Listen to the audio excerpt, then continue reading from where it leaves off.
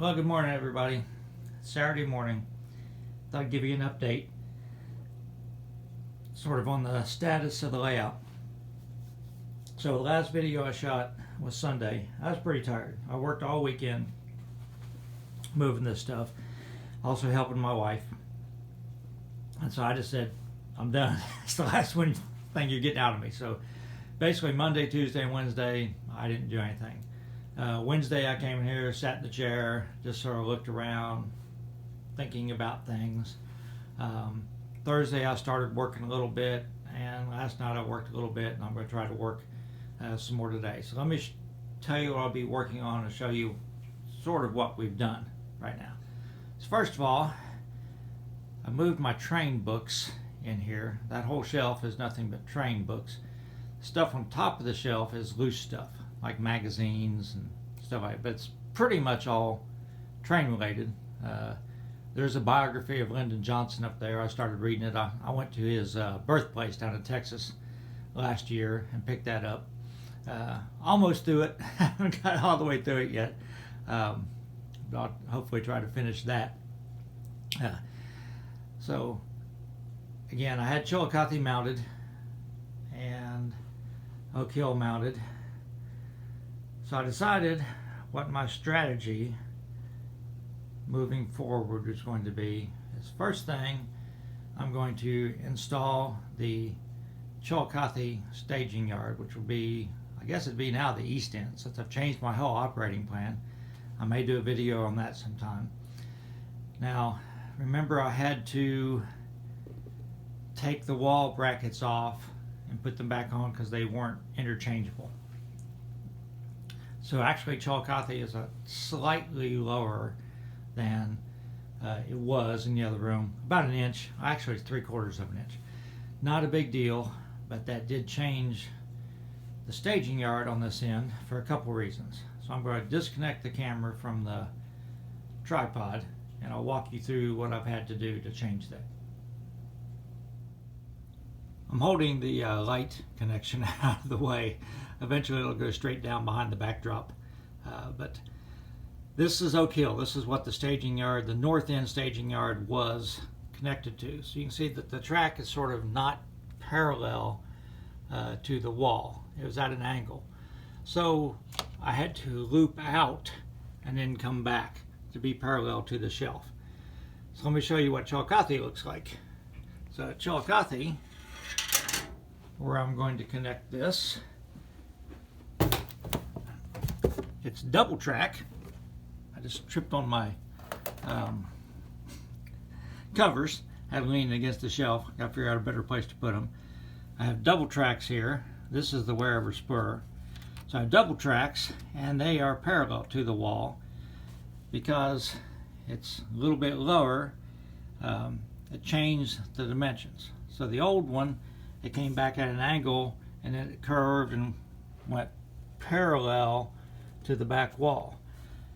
It's so close, I want to reuse the current staging yard that I made, but I have to modify it a little bit.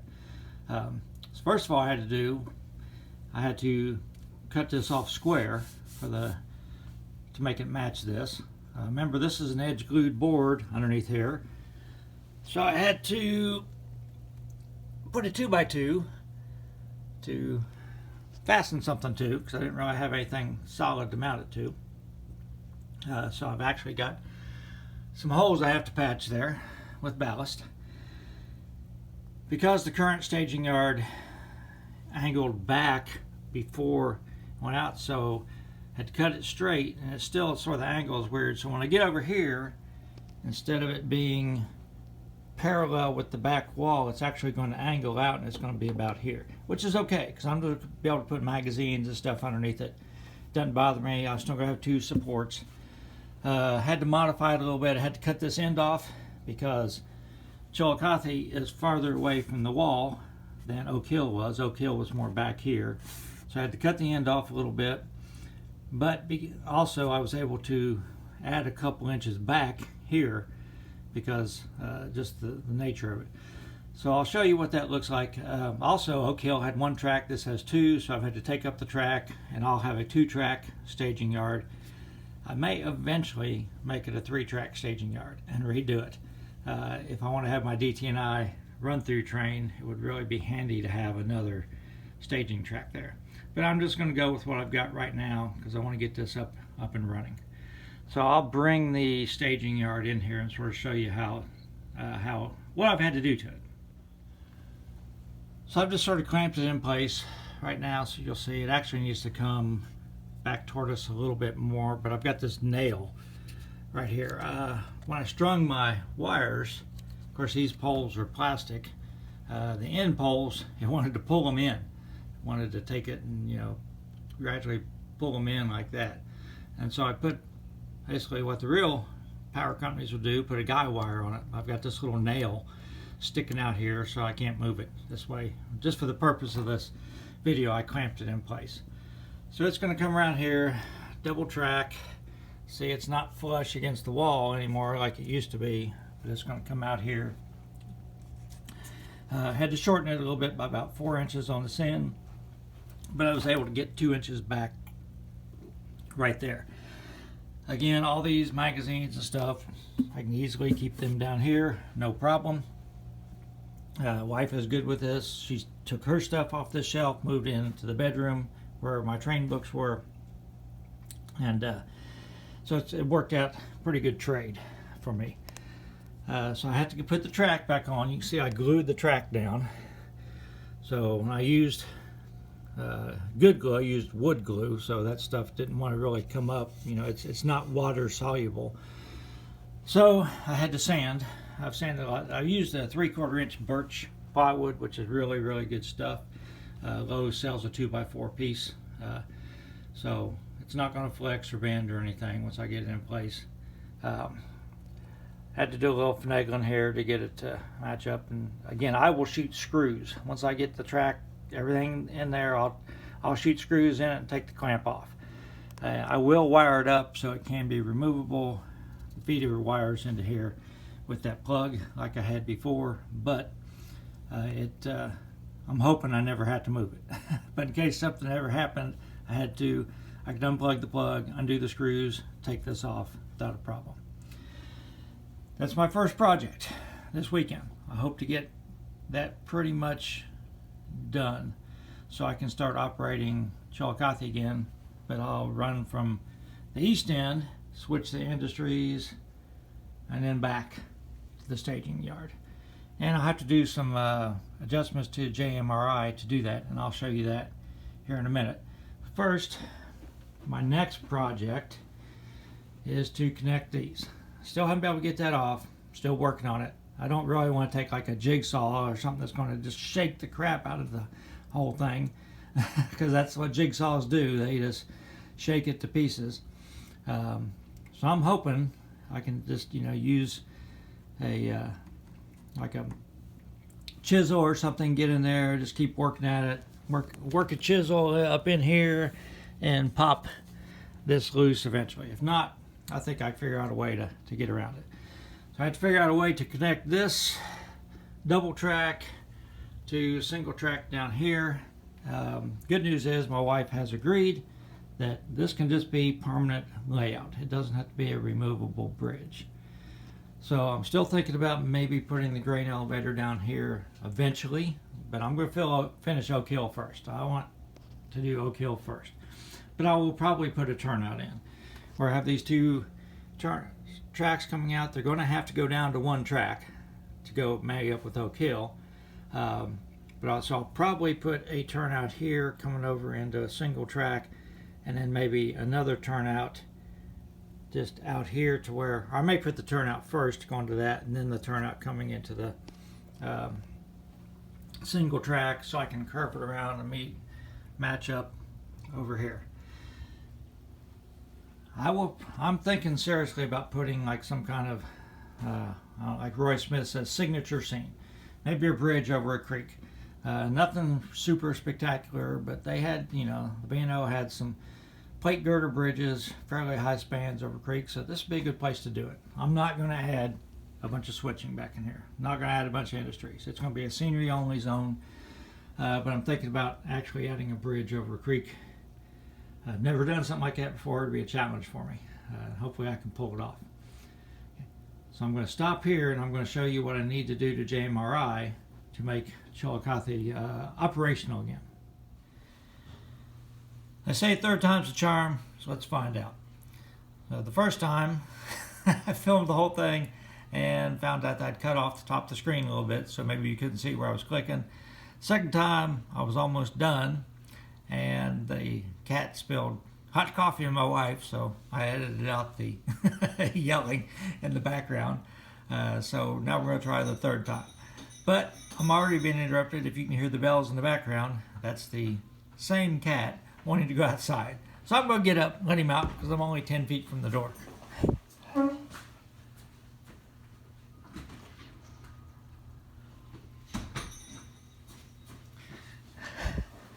All right, I'm back.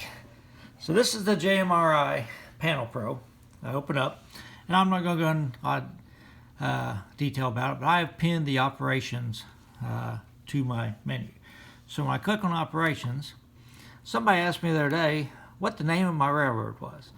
Well, I hadn't really thought about it since I've merged them. It says up here B&O East Chillicothe.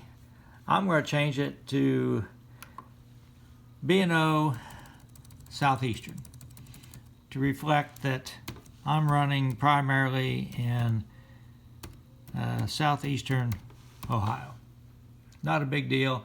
See the other stuff here is N scale, maximum train length, which I may change if I'm going to be running a train for both locations. I may change. I don't even use this stuff down here about eastbound train icon color, westbound train. I don't use any of that stuff. Yeah. Optional year modeled 1979. I'm going to change it to 1980 because, oh, now the other cat wants out ringing the bell. Changed it to 1980 because in 1980, I know many of you don't care about this, that's when Railgun was formed. Rail boxes were a little bit ahead of that, but Railgun was formed in 1980. Since I'm going to run some Railguns to service my scrapyard, I'll change it to 1980 and they will be running, but they will be very lightly weathered, like they're almost new cars. So I'm going to let this cat out and I will be back in 15 seconds.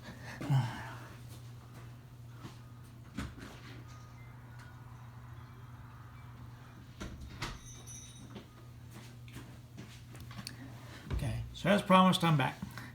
So I'm going to click on the save button down at the bottom. I've now changed my railroad name. It asks me, do you want to change your railroad name from B&O East Chillicothe to B&O Southeastern?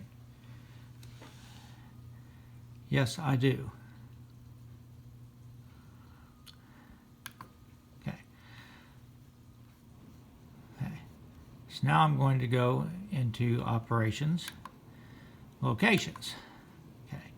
So I have 3 locations.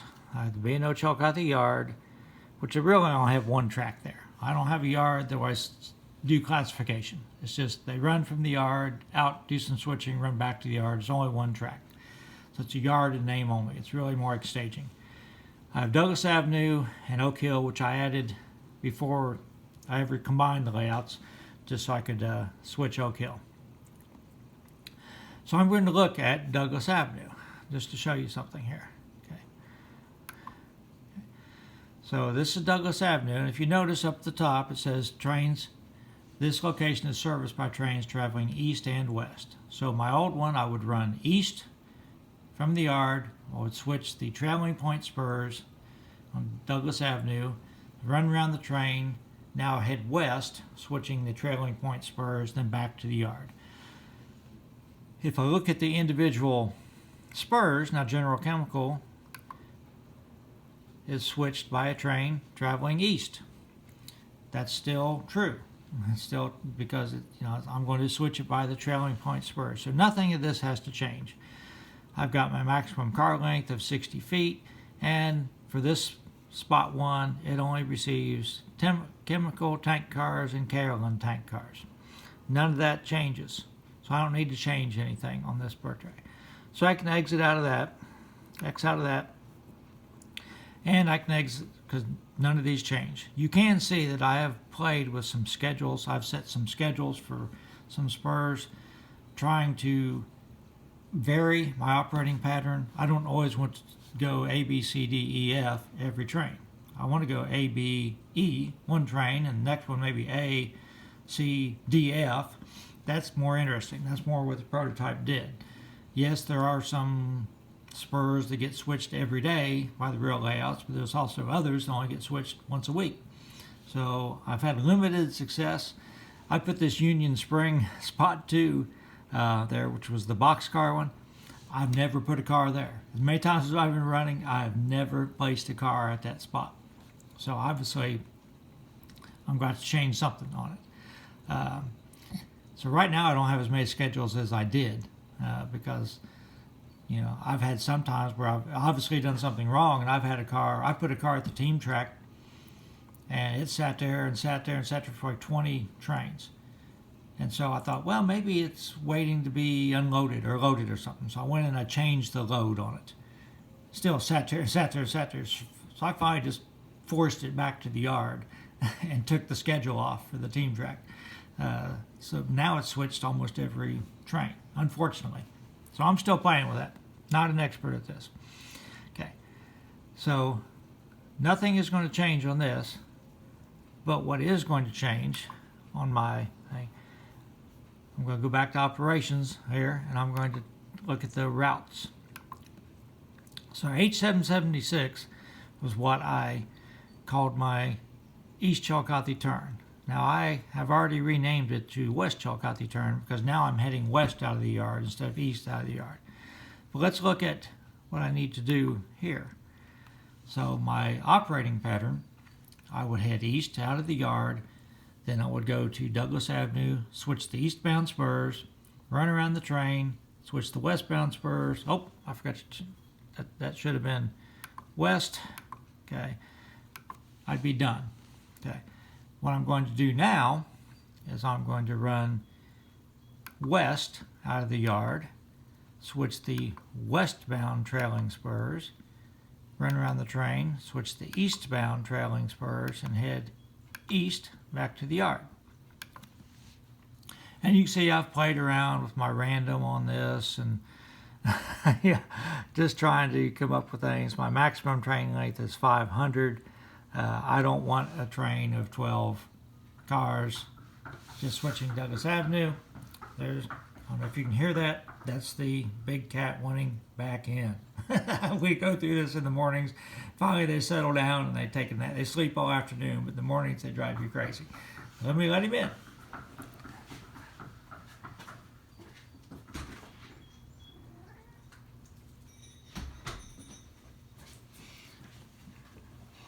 Okay, he's back in for a few minutes. He'll go get something to eat, and then he'll probably be back pawing at the door again in 5 minutes. It's just life with cats.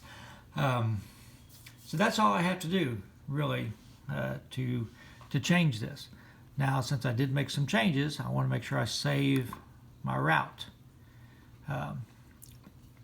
Again, I've got this set up to where if I have two people here, one can run the West Chillicothe turn, the other one can run the Oak Hill turn and run through Chillicothe across my layout, and then, you know, they can run to Oak Hill, do the switching, and run back.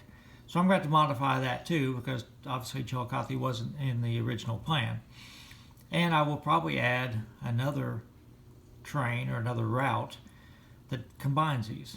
I would say I run from the yard east through Chillicothe, switch Chillicothe, leave the cars there in Chillicothe that I don't need in Oak Hill, run to Oak Hill, switch Oak Hill, run around, run back to Chillicothe, finish switching Chillicothe, and then I'm running east back to the yard. Again, that's just completely fictional, never happened in real life, but that's what I can do to, you know, if I want to run, you know, both sort of like a wave freight for those two towns. But it's still going to be a turn. Still going to be a run out and a run back.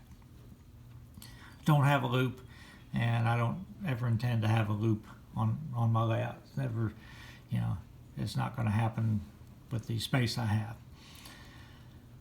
Okay, so those are the changes I had to make for JMRI. Again, I'm going to get back to work on my installing the staging yard for what is now be the East Chillicothe yard, the yard east of Chillicothe, so I can at least run the Chillicothe turn while I'm working on connecting the two layouts. So if you have any questions or comments, let me know, and I hopefully can show you the finished staging yard maybe this weekend, maybe tomorrow night. So everybody stay safe.